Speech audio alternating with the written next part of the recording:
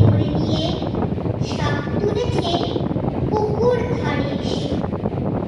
আধার হলো মাদার গাছের তলা, কালি হয়ে এলো দিঘির জল।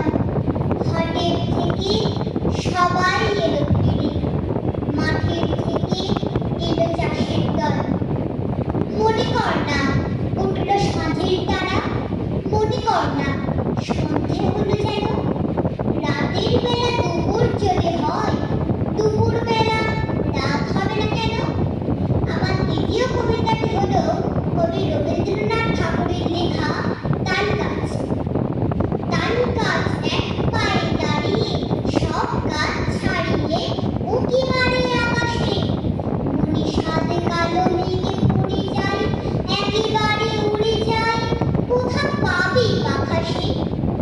তাই তো সে ঠিক তার মাথাতে গোল গোল পাতাতে ছাতি মেলে তার। মনে মনে ভাবে বুঝি ডানাই, উড়ে যেতে মানা নেই, বাসা খালি মেলে তার।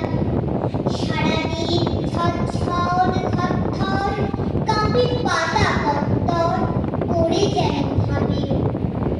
মনে মনে আকাশেতে বেরিয়ে তারাদের এড়িয়ে যেন কোথা যাবে।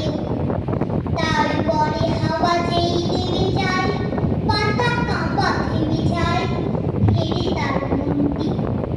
যেই ভাবে